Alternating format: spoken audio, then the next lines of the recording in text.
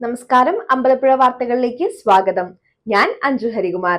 കഴിഞ്ഞ 2 പതിറ്റാണ്ടിൽ കേരളത്തിലെ പൊതുവിദ്യാലയങ്ങൾ കൈവരിച്ച നേട്ടങ്ങൾ ചെറുതല്ല. എന്നാൽ ഈ മനോഹരമായ ചുവരുകൾക്കുള്ളിൽ ഒരു ചോദ്യം ഇന്നും ബാക്കിയാവുന്നു. പഠിപ്പിക്കേണ്ട അധ്യാപകൻ എവിടെയാണ്? ഒരു അധ്യയന വർഷം ആരംഭിക്കുന്ന ജൂൺ മാസം മുതൽ ക്ലാസ് മുറികളിൽ കേൾക്കുന്നത് പാഠഭാഗങ്ങളുടെ ശബ്ദമല്ല, മറിച്ച് അധ്യാപകരുടെ അഭാവമാണ്.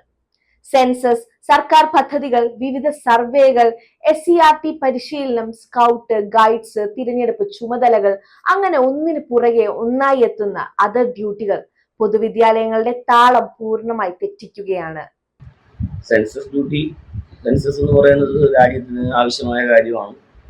നമ്മുടെ സർക്കാർ തീരുമാനപ്രകാരം അത് നടപ്പിലാക്കുമ്പോൾ ഇത്തരം അധ്യാപകരെ നിയമിക്കുന്നത് വിദ്യാലയങ്ങൾക്ക് പലപ്പോഴും ഗുണകരമാകാറില്ല എന്നുള്ളതാണ് പ്രശ്നം.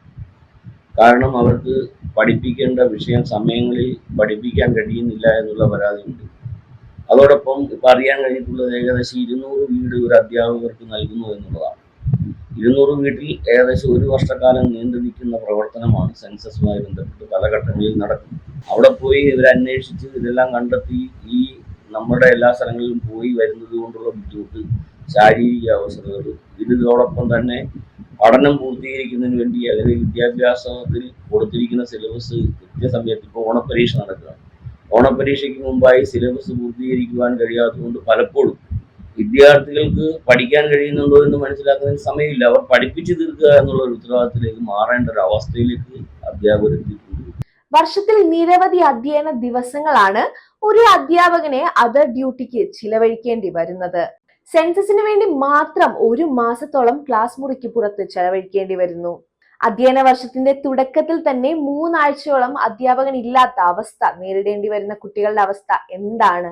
സർക്കാരിന്റെ ഭരണപരമായ ആവശ്യങ്ങൾക്ക് പൊതുജനങ്ങളുടെ താല്പര്യം ഉണ്ടാകാം, എന്നാൽ അതിന്റെ വില നൽകേണ്ടി വരുന്നത് നിരപരാധികളായ നമ്മുടെ കുട്ടികളാണ്. ഓണപ്പരീക്ഷ വാതിലിൽ മുട്ടുമ്പോൾ അധ്യാപകർക്ക് കടുത്ത സമ്മർദ്ദമാണ്.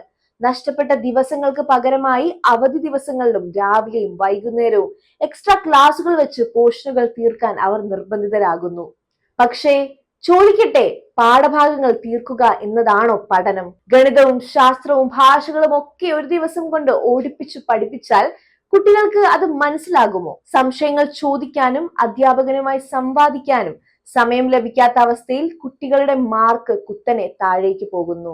ഇതിനു പുറമെ അധ്യാപകർ ഡ്യൂട്ടിക്ക് പോകുമ്പോൾ യോഗ്യതയോ പരിചയമോ ഇല്ലാത്ത താൽക്കാലികക്കാരെ വെച്ച് ക്ലാസുകൾ മുന്നോട്ട് കൊണ്ടുപോകുന്ന പ്രവണതയും ചിലയിടങ്ങളിൽ കാണാം. ഇത് വിദ്യാർത്ഥികളുടെ പഠനാവകാശത്തിന് മേലുള്ള കടന്നുകയറ്റമാണ്. ഹയർ സെക്കൻഡറി തലത്തിലേക്ക് എത്തുമ്പോൾ സ്ഥിതി കൂടുതൽ ഗുരുതരമാണ്. NCC, scout and guides, board പരീക്ഷാ ചുമതലകൾ, അനുബന്ധ പരിശീലനങ്ങൾ എന്നിവയ്ക്കൊപ്പം അധ്യയനേതര ജോലികൾ കൂടി വരുമ്പോൾ ഒരു ഹയർ സെക്കൻഡറി അധ്യാപകന് റെഗുലർ ക്ലാസുകൾ പൂർണ്ണമായി നഷ്ടപ്പെടുന്നു. നമ്മുടെ അധ്യാപകരിപ്പം സെൻസസ് ഡ്യൂട്ടിക്ക് പോകുന്നുണ്ട്. പക്ഷെ അവിടുത്തെ പ്രശ്നം വരുന്നത് അധ്യാപകരിങ്ങനെ സെൻസസ് ഡ്യൂട്ടിക്ക് പോകുമ്പം നമ്മുടെ സ്കൂളുകളുടെ പ്രവർത്തനങ്ങളാണ് ശരിക്കും താറുമാറാകുന്നത്. കാരണം മുൻകാലങ്ങളിലുള്ള കാര്യങ്ങൾ ചെയ്യുമ്പോൾ പകരം അധ്യാപകരെ പോസ്റ്റ് ചെയ്തുകൊണ്ട് കുട്ടികളിലേക്ക് അവരുടെ പഠനം ഒരിക്കലും നഷ്ടപ്പെടാത്ത രീതിയിലായിരുന്നു നമ്മുടെ വിദ്യാഭ്യാസ കാര്യങ്ങൾ മുമ്പോട്ട് പോയിക്കൊണ്ടിരിക്കുന്നത്. അപ്പോൾ അവിടെയാണ് ഇവിടെ പ്രശ്നങ്ങൾ ഉണ്ടാകുന്നത്. നമ്മുടെ വിദ്യാലയങ്ങളിൽ അധ്യാപകർ പോകുമ്പോൾ അവർക്ക് പകരം ആ കുട്ടികളെ പഠിപ്പിക്കാനില്ലാത്ത അധ്യാപകരില്ലാത്ത ഒരവസ്ഥയാണ്. ഒരു തലമുറയുടെ ഭാവി രൂപപ്പെടുത്തേണ്ട അധ്യാപകരെ കേവലം ക്ലറിക്കൽ ജോലികൾക്കായി ഉപയോഗിക്കുമ്പോൾ തകരുന്നത് കേരള മോഡൽ പൊതുവിദ്യാഭ്യാസത്തിന്റെ ഗുണനിലവാരമാണ്. ഒരു വിദ്യാലയത്തിന്റെ ഏറ്റവും വലിയ മൂലധനം അവിടെയുള്ള വലിയ കെട്ടിടങ്ങളോ നിർമ്മിത ബുദ്ധിയിൽ പ്രവർത്തിക്കുന്ന സ്മാർട്ട് ബോർഡുകളോ അല്ല, കുട്ടികളോടൊപ്പം സമയം ചിലവഴിക്കുന്ന, അവരുടെ സംശയങ്ങൾ തീർക്കുന്ന, അവരെ കേൾക്കുന്ന അധ്യാപകനാണ്. അധ്യയനേതര ജോലികൾ നിർവഹിക്കാൻ സർക്കാർ പ്രത്യേക സംവിധാനങ്ങളോ ഏജൻസികളോ കണ്ടെത്തേണ്ട സമയം അതിക്രമിച്ചിരിക്കുന്നു. എത്രയോ സർക്കാർ ഡിപ്പാർട്ട്മെന്റുകളിൽ യാതൊരു പണിയുമില്ലാതെ ഉദ്യോഗസ്ഥർ ഇരിക്കുന്നു.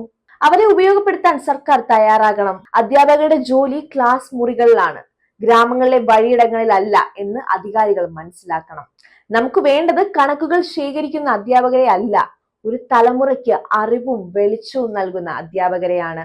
പൊതുവിദ്യാഭ്യാസത്തിന്റെ താളം പൂർണ്ണമായി തെറ്റുന്നതിന് മുൻപ് ഈ അനീതിക്ക് മാറ്റം വരുത്തിയേ തീരൂ. നമ്മുടെ കുഞ്ഞുങ്ങളുടെ ഭാവിയെ കരുതി സർക്കാരുകൾ ഈ വിഷയത്തിൽ ഉണർന്ന് പ്രവർത്തിക്കണം. നന്ദി, നമസ്കാരം.